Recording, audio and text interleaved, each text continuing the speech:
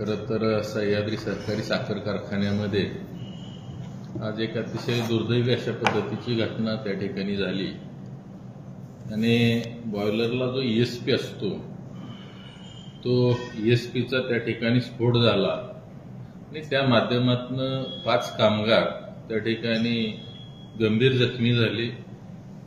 त्यांची मी आत्ताच कृष्णा चॅरिटेबल हॉस्पिटलमध्ये भेट घेऊन आलो। अतिशय निष्काळजी पद्धतीनं त्या ठिकाणी काम सुरू होतं। अतिशय निकृष्ट अशा पद्धतीचं काम त्या ठिकाणी विस्तारीकरणाचं झालेलं आहे आणि त्या माध्यमातून अशा पद्धतीचा इन्सिडन्स त्या ठिकाणी घडलेला आहे। त्यामध्ये या ठिकाणी संस्थेचं फार मोठं आर्थिक नुकसान झालेलं आहे। त्याच पद्धतीनं या कामगाराचं दैव बलवत्तर म्हणून ते त्या ठिकाणी वाचलेले आहेत। त्यामुळं हा जो काय विस्तारीकरण सह्याद्री कारखान्याचं एक्सपान्शन जे केलंय ते जर आपण कंपनी बघितली तर कुठलाही अख्ख्या 10 वर्षामध्ये कुठंही त्यांचा एखादा प्रोजेक्ट दाखवायला सुद्धा या ठिकाणी आपल्याला पाहायला मिळणार नाही।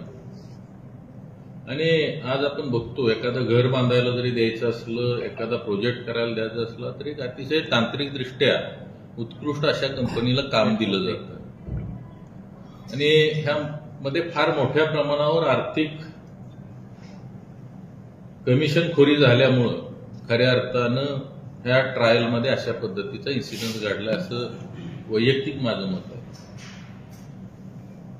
आज जर आपण बघितलं तर कारखान्याचं इलेक्शन डोळ्यासमोर ठेवून अजूनही काम अपूर्ण आहे, पण इलेक्शनमध्ये कुठंतरी फार गडबडी या ठिकाणी ह्याचा आपल्याला काय उपयोग करून घेता येतं का या भावनेतून या ठिकाणी काम पूर्ण झालेलं नसताना ट्रायल घेण्याची त्यांनी गडबड केलेली आहे आणि त्या माध्यमातून हा आज ईएसपी फुटलेला आपल्याला पाहायला मिळतोय। जवळपास 2.25 पट या ठिकाणी रक्कम या एक्सपान्शनसाठी दिली गेलेली आहे। आज जर आपण बघितलं तर कृष्णा सहकारी साखर कारखान्यानं एक्सपान्शन केलं, त्यांच्या सहीनंच त्यांचं पण एक्सपान्शन झालेलं आहे, पण एका वर्षामध्ये त्यांनी 250 कोटीमध्ये तो कारखाना 8,000 वरून 13,000 पर्यंत क्रशिंगला नेला। आता सलग 2 वर्ष चांगल्या पद्धतीनं क्रशिंग होतं। या वर्षी सुद्धा 12,40,000 क्रशिंग झालं आणि त्याच वेळेला काम सुरू करून त्यांनी त्या संबंधित कॉन्ट्रॅक्टरला ह्या एक्सपान्शनचं काम 418 कोटी रुपयाला दिलेलं आहे आणि हे सांगतायत की काहीतरी 11,000 मेट्रिक टन हा कारखाना त्या ठिकाणी चालणार आहे। त्यामुळं या कामामध्ये फार मोठा भ्रष्टाचार या ठिकाणी झालेला आपल्याला पाहायला मिळतोय आणि त्याचंच उदाहरण आज या ठिकाणी या कारखान्यामध्ये ईएसपी मध्ये ब्लास्ट झाला आणि खऱ्या अर्थानं त्या ठिकाणी मोठी दुर्घटना घडण्या वाचून या ठिकाणी कामगारांचा जीव गेला असता तो या ठिकाणी त्यांचं नशीब चांगलं म्हणून या ठिकाणी ते वाचले। अशा पद्धतीनं या कारखान्याचं या 10 वर्षातलं जर नियोजन बघितलं तर अतिशय ढिसाळ पद्धतीचं या ठिकाणी नियोजन आहे आणि त्या माध्यमातून आज सह्याद्री सहकारी साखर कारखान्याचं इलेक्शन लागलं। आता उद्या विड्रॉल आहे, 5 तारखेला मतदान आहे आणि 6 तारखेला निकाल आहे। त्यावेळेला सभासदांनी 100% ठरवलंय त्यांचे जी काय सभासदांच्या बाबतीत चाललेली मुजोरी असेल। आज जर आपण बघितलं तर त्यांनी मागच्या 2 वर्षापूर्वी फार मोठा दुष्काळ पडला आणि या दुष्काळामध्ये बऱ्याचशा सभासदांनी ऊस अन्यत्र घालवला। मग त्यानंतर यांनी साखर बंद केली, त्यावर आंदोलन झालं, आम्ही सुद्धा आंदोलनाचा इशारा दिला, साखर चालू केली, पण त्यावेळेला त्या ठिकाणी प्रत्येक सभासदाकडनं यांनी माफीनामा लिहून घेतला। आज ज्या सभासदांच्याकडे तुम्ही माफी मागायला ज्यांना लावली ते खऱ्या अर्थाने त्या कारखान्याचे मालक आहेत, तुम्ही या ठिकाणी ट्रस्टी आहे। आजपर्यंत जगाच्या इतिहासात असं कुठेही झालं नाही की ट्रस्टीनं मालकाला माफी मागायला लावली आणि अशा पद्धतीचा प्रताप या ठिकाणी आत्ताच्या विद्यमान चेअरमननी केलेला आहे। त्यामुळे आज हे त्या सभासदांच्याकडे कुठल्या तोंडानं मतं मागायला जाणार आणि मतदारांनी तर यांना का मतं द्यावी हा सुद्धा एक फार महत्वाचा या ठिकाणी प्रश्न आहे। आज जर आपण बघितलं तर गेल्या वर्षी हे आमदार असताना त्यांनी 7 रुपयाची 10 रुपये साखर केली आणि आज आमदारकीला पडल्यानंतर मात्र न कुणी मागणी करता त्या ठिकाणी डायरेक्ट ह्यांनी साखर फ्री देणार सभासदांना का, तर आम्हीच तो आमचा जो अजेंडा होता की कृष्णा कारखाना जर या ठिकाणी साखर फ्री देऊ शकतो तर हे 100% आपण पण देऊ शकतो, या भूमिका आम्ही घेतली होती. आणि तीच भूमिका ज्या वेळेला ह्यांची आमदारकी गेली त्यावेळेला ह्यांच्या डोक्यात प्रकाश पडला की नाही आता आपण पण साखर फ्रीमध्ये दिली पाहिजे. मग इतक्या वर्ष तुम्ही जे साखरेचे पैसे घेतले ते नक्की तुम्हाला त्यावेळेला परवडत नव्हतं आणि एका वर्षात कसं काय परवडायला लागलं, हा सुद्धा एक फार मोठा या ठिकाणी महत्वाचा मुद्दा आहे. आज आपण बघतोय, मी मगाशी सांगितलं 250 कोटीत कृष्णेचं एक्सपान्शन झालं आणि ह्यांना 418 कोटी रुपये त्याच कामासाठी अतिशय निकृष्ट अशा कंपनीला हे काम त्यांनी या ठिकाणी दिलेलं आहे. बऱ्याच वेळा आपण बघतो की या ठिकाणी 22 महिन्यानं शेतकऱ्याचा ऊस पेटवून या ठिकाणी न्यावा लागतोय. म्हणजे यांचं त्या ठिकाणी अतिशय अक्षम अशा पद्धतीचं दुर्लक्ष आहे. त्यांना आज 7-7.5 हजारनं कारखाना चालवायला सुद्धा पुरेशा टोळ्या मिळत नाही, त्यांच्याकडे यंत्रणा मिळत नाही. ह्या वर्षी सुद्धा जवळपास 1,500 टनाची यंत्रणा ही बाहेरून घेतली, तरी सुद्धा माझ्या माहितीप्रमाणे 8.5-9 लाखाच्या आसपास हे क्रशिंग झाले. म्हणजे जो कारखाना 14 लाखापर्यंत क्रशिंग करत होता तो आज हळूहळू 9 लाखापर्यंत आला. म्हणजे अशा पद्धतीनं मंत्री झाल्यानंतर ह्यांचं 100% ह्या संस्थेकडे फार मोठ्या प्रमाणावर दुर्लक्ष झालेलं आहे आणि नको त्या माणसांचं लक्ष त्या कारखान्यामध्ये जास्त हस्तक्षेप झाल्यामुळे अशा पद्धतीच्या घटना खऱ्या अर्थानं झालेलं आपल्याला पाहायला मिळतं. आज मी बघतोय बऱ्याच वेळेला बोललं जातं की तुम्ही कमी दर देता, पण आज आमचा खटावमान साखर कारखाना या ठिकाणी गेल्या वर्षी आम्ही 12 ते 13 महिन्याचा ऊस आमच्याकडे गाळपाला येत होतो आणि जवळपास गेल्या वर्षी 3,051 रुपयांनी दर दिलेला आहे आणि त्याच वेळेला ह्यांनी 20 महिन्याच्या ऊसाला 3100 रुपये दर दिला. म्हणजे फक्त 49 रुपये ह्यांनी जादा दर दिला. आज प्रत्येक सभेमध्ये यांचं चालू असतं की मी सगळ्यात जादा दर देतो आणि ह्या वर्षी कुठं 3204 दिला तर ते 4 रुपये एवढे केले की ते 4,000 बॅनर सगळीकडे लावले कारखान्याच्या पैशावर. अशा पद्धतीनं ही सवंग लोकप्रियता आहे. आज 20 महिन्याच्या उसाला खरं तर याच्यापेक्षा जास्त दर मिळायला पाहिजे, परंतु या कारखान्यावर जवळपास 450 कोटीचा कर्जाचा डोंगर त्यांनी या ठिकाणी तयार केलेला आहे. 2 वर्षाचा मॉरिटोरियम पिरियड असतो बँकेचा, या ठिकाणी तो आणखी 1 वर्ष वाढवून घ्यावा लागला का, तर जवळपास 3.5 वर्ष या ठिकाणी हे एक्सपान्शन चालू आहे आणि आजपर्यंत ते चालू तर झालं नाहीच.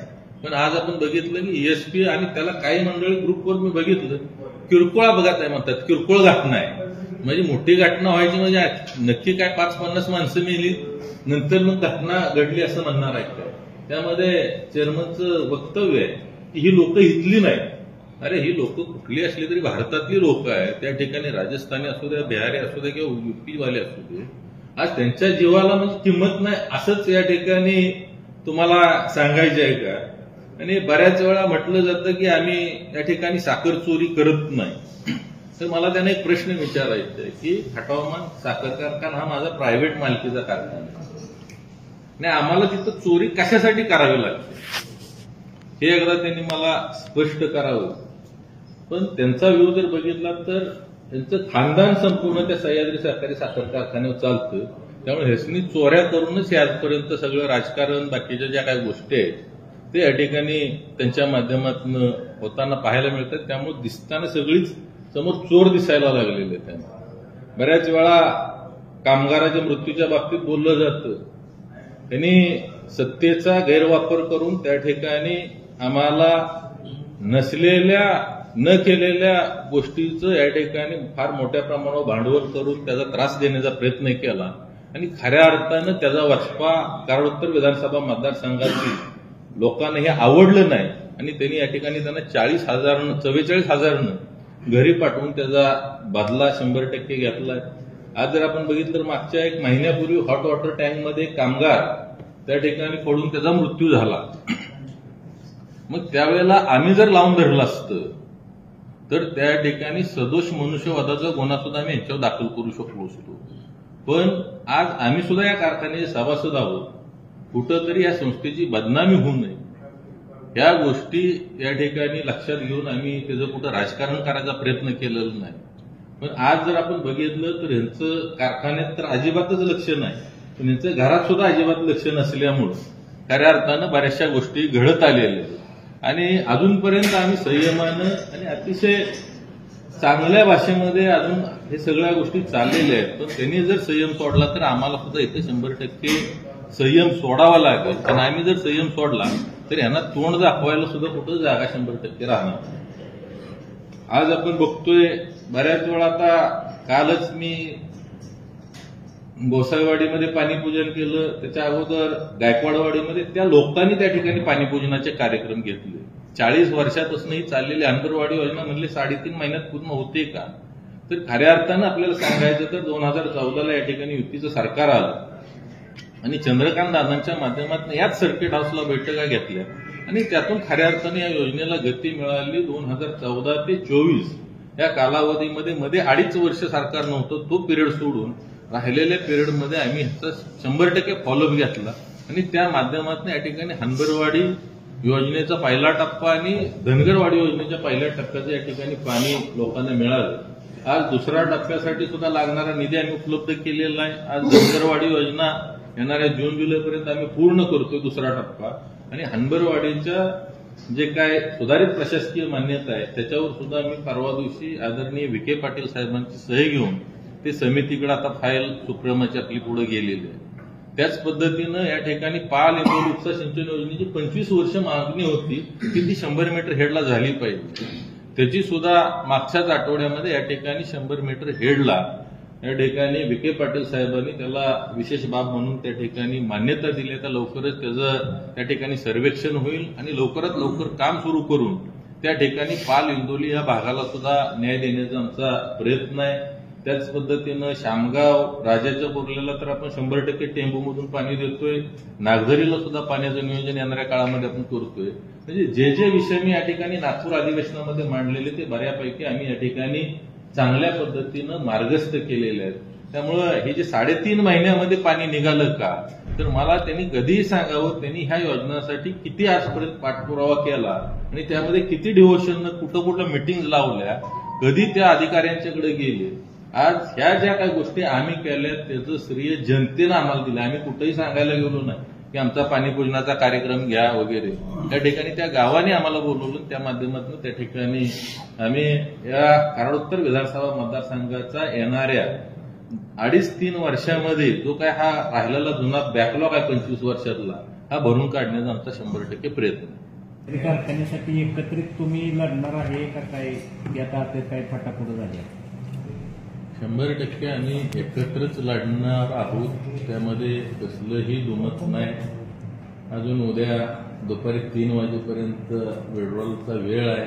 त्या ठिकाणी आमचं उदयदादा असतील, विश्वराज बाबा असतील आणि आमच्या माहितीतील सगळेच जण आहेत या ठिकाणी ताकदीनं त्यांचे जे काय या ठिकाणी विद्यमान चेअरमन आहेत त्यांचे सगळे विरोधक आम्ही एकत्र येऊन या ठिकाणी मोठ बांधून पुढे जाण्याचं नियोजन केलं. यावेळेला सह्याद्रीमध्ये आम्ही मागे सांगितलं पट काढणार का, तर 100% पट काढणारच यावेळेला विद्यमान चेअरमनचा. त्यांना जसं माझे आमदार केले तसं माझी चेअरमन सुद्धा आम्ही करणार. सर्वसामान्य घरातला सभासद त्या ठिकाणी चेअरमन करणार, व्हाईस चेअरमन करणार. आता ते म्हणायला लागले दादा मी पण सर्वसामान्यच आहे, पण आता 2211चा महाराज सर्वसामान्य जर व्हायला लागला तर मग जे खरंच सर्वसामान्य आहेत त्यांना नक्की काय म्हणायचं?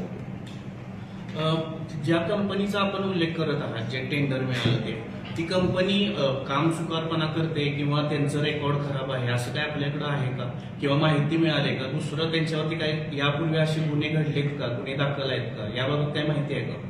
बेसिकली ज्या कंपनीला हे टेंडर दिलेलं आहे त्या कंपनीनं माझ्या तर माहितीप्रमाणे आता मी 10 वर्ष झाले, 8-10 वर्ष राजकीय जीवनामध्ये किंवा साखर धंद्यामध्ये आम्ही 2018 पासून आहे, पण कुठंही यांचं नाव आजपर्यंत ऐकायला मिळालेलं नाही.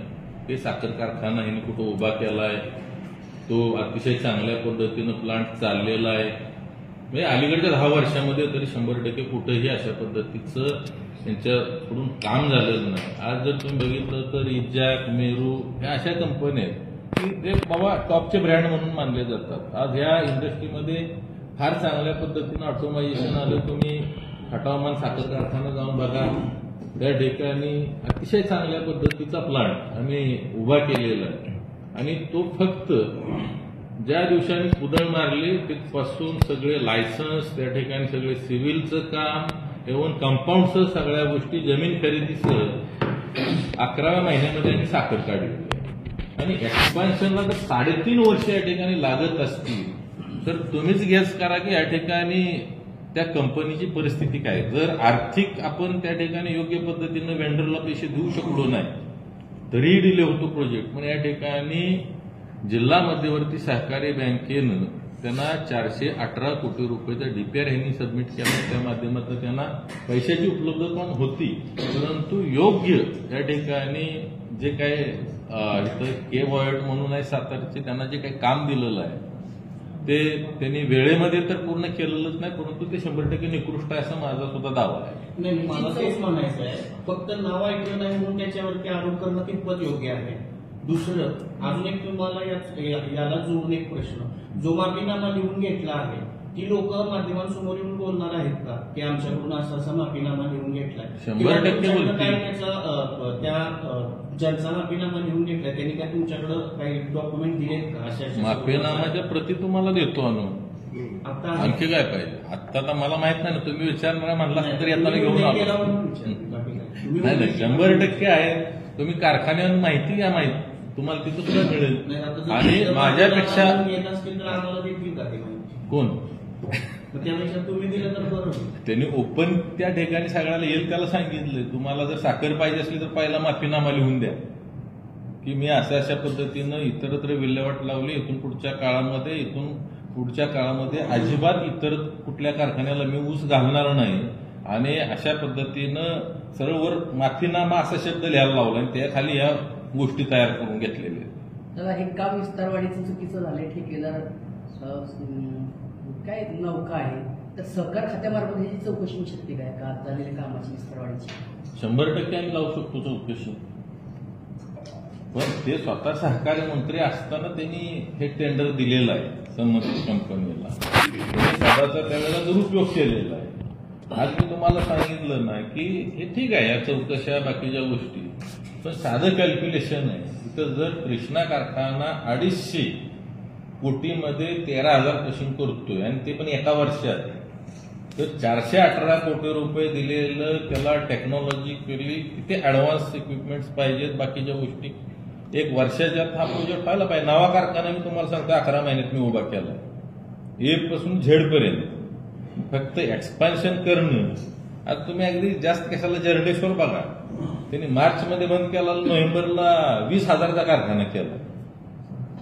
म्हणजे इथं कुठं तरी चुकीच्या माणसाला जे म्हणतो ती बरोबरच आहे. चुकीच्या माणसाला तुम्ही हे काम दिलेलं आहे आणि त्यामध्ये फार मोठ्या प्रमाणावर ह्यांनी आर्थिक लाभ त्यामध्ये घेतलेला आहे. दादा, अर्ज मागे घ्यायची तारीख उद्या आहे आणि अजून 200पेक्षा जास्त अर्ज आहेत. हे अर्ज मागे घ्यायला तुम्हाला एखादं आव्हान वाटतंय का, असं की संख्या जास्त आहे? अजिबात नाही वाटत.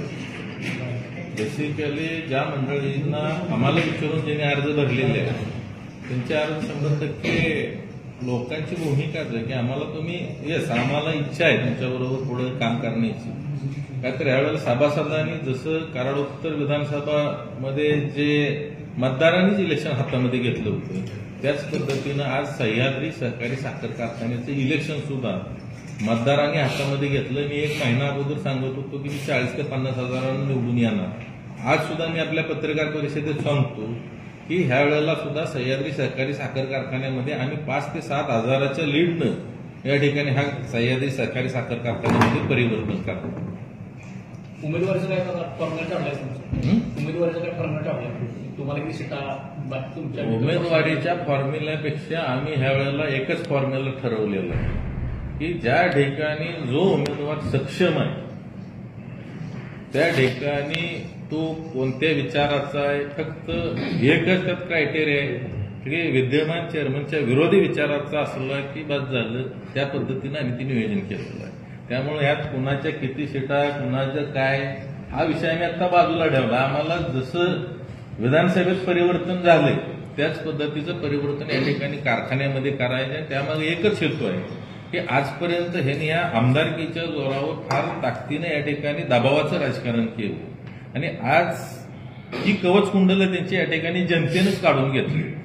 त्यामुळं इथून पुढच्या काळामध्ये आज कार्यकर्त्यांची इलेक्शन आहेत. कारखाना असू देत, त्या ठिकाणी येणारे जिल्हा परिषद पंचायत समिती असू दे, ग्रामपंचायत असू दे, ज्या दिवशी सह्याद्री सहकारी साखर कारखान्यामध्ये परिवर्तन होईल त्या दिवशी जो आमच्या बरोबर असलेला कार्यकर्ता आहे त्याला होणारा 100% त्रास पण कमी होणार आणि इथून पुढच्या काळात त्यांच्या पॅनलमध्ये माणसं उभी राहणार इतकी परिस्थिती बिकट होईल. आणि त्यामध्ये आमचं 100% मी पहिल्याच दिवशी आदरणीय यशवंतराव चव्हाण साहेबांनी जो विचार या ठिकाणी मांडलेला आहे की सत्तेचं विकेंद्रीकरणाचा, त्या विचाराच्या अनुषंगानं यशवंतरावजी चव्हाण साहेबांच्या समाधीजवळ पुण्यतिथी दिवशी आम्ही सांगितले की माझ्या घरात 12 शेअर्स आहेत या कारखान्याची आणि इलेक्शनला उभं राहायला सुद्धा लायबल आहे. पण तरी सुद्धा जर माझ्या घरात मला जर सर्वसामान्य शेतकऱ्याच्या मुलाला आज या ठिकाणी जनतेनं आमदार केले तर आम्ही त्या ठिकाणी आमच्या घरातला नाही, मी परवाच्या मसूरच्या मेळाव्यात सांगितलं, गोरपडे नावाचं सुद्धा व्यक्ती या ठिकाणी कोण फॉर्म भरणार नाही. म्हणजे आम्ही जे काय बोलतो ते या ठिकाणी 100% आम्ही करतोय, पाळतोय. सर्वसामान्य शेतकरी जिथं चेअरमन व्हाईस चेअरमन होणार आहे. स्वाभिमानी शेतकरी संघटना देखील तुमच्याकडे म्हणजे आता शेवट आहे, पण अजूनही तुमचं एक वाक्यता नाही असं दिसतंय. चेअरमन पदाच्या चेहऱ्यावर हे ओढाडले. पहिल्यांदा मी तुम्हाला एक सांगतो, सगळ्यात महत्वाचं तर 21 उमेदवार कसे निवडून आणता येतील आणि निवडून आणल्यानंतर चेअरमन हे बाकीचे विषय असतात. त्यामुळे आता आमचं टार्गेट फक्त चेअरमन होतोय, ब होतोय का कोण होतंय त्याच्यापेक्षा या ठिकाणी आपल्याला 21 उमेदवार कसे निवडून आणता येतील ते ऑटोमॅटिक बाकीच्या गोष्टी करणंही काय फार अवघड नाही. त्यामुळे त्या गोष्टीचं कुठंही आमच्यात त्या पद्धतीचा डिस्प्यूट या ठिकाणी 100% नाही. उदयदादा म्हटलं की मागच्या बँकेच्या प्रेसमध्ये की कारखान्याचा मी सभासद नाही, माझं हे कार्यक्षेत्र नाही, मी ह्या कारखान्याच्या इलेक्शनमध्ये लक्ष घालणार नाही असे बोलले ते मीडियासमोर. तुम्ही तर म्हणताय दादांच्या सोबत आम्ही इलेक्शनला सामोरे जाणार आहे. बेसिकली राजकीय सगळ्याच गोष्टी या ठिकाणी बोलाव्यात असं काय नसतं. उद्या वसंतरावांच्या सारखा चेहरा मसूरमधनं उभा राहिला की बाकीचं काय सांगायची गरज नाही. उद्या दादा कुणाबरोबर आहेत, कुठं त्यांची लोक आहेत. त्यामुळं बऱ्यापैकी आमचं जी मार्केट कमिटीला जी जमलेलं गणित आहे ते परत हाय असंच विधानसभेला चाललंय, पुढे कारखान्याला चालणार, इथून पुढच्या आणखी बाकीच्या इलेक्शनला सुद्धा चालणार. तुम्ही दादा म्हणताय तुमच्या घरातलं कोणी नसणार आहे, परंतु अशी एक चर्चा सुरू आहे की जसं पडळकर कारखान्यात तुमचे बंधू एमडे आहेत तसं तुम्ही सह्याद्रीमध्ये एमडी म्हणून बंधूंना बसवणार आहे. कसं आहे माहितीये का, पुढच्यानं काय बोलावं. एक आहे, मी अगोदरच सांगितलं की बऱ्याच वेळा यांनी आरोप पण केले की ह्यांना कुणाला कारखानदारीतली काय माहिती आहे, हा पुढं कारखाना कसा चालणार. तिथं आम्ही सांगितलंय ना, आम्ही पालकत्व घेणार आहे त्या संस्थेचं. का तर ही यशवंतराव चव्हाण साहेबांनी उभी केलेली संस्था आहे आणि ती चांगल्या पद्धतीनं पुढे भविष्यात चालली पाहिजे. त्यामुळं उद्या त्याचं चांगलं वाईट काय असेल त्याचं पालकत्व आम्हीच घेणार आहे. त्यामुळं असं शेवटी विरोधकांनी काय बोलावं ह्याला काही अर्थ नाही. माझ्या बंधूंच्याकडे आता बरेच व्यवसाय आहेत, तुमच्या माहिती सांगतो. त्यामुळे सह्याद्री कारखान्यात आता ह्यांच्या बंधूंच्याकडे कुठलाच व्यवसाय नाही, अख्खं घर मोकळं आहे. त्यामुळे माझ्या बंधूला इथं एमडी होणं परवडणार नाही, हे तुमच्या माहितीसाठी सांगतो. स्वाभिमानी शेतकरी संघटना तुमच्या सोबत यायला इच्छुक आहे दादा. मग ते शिष्टमंडळ तुम्हाला भेटायला होतं तर त्यांच्याबरोबर काय वाटाघाटी तुमच्या झालीत का जागेसंदर्भात? बेसिकली आता एक तुम्हाला सांगतो, जे समान विचारधारेचे, मी जसं म्हटलं चेअरमनांच्या विरोधी विचारधारेचे, प्रत्येकाला या ठिकाणी वाटते. आज त्या संघटनेला का वाटू नये की आमचा एखादा दुसरा माणूस यात असावा नसावा.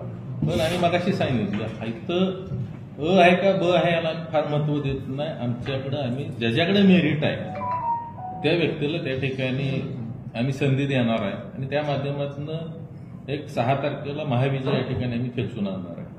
पृथ्वीराज बाबांच्या बरोबर आता बैठक झाली का या 2 दिवसांची? मी आता अधिवेशनाला असल्यामुळे बैठक झालेली नाही, पण एखाद्या वेळेला आज आमची भेट होईल.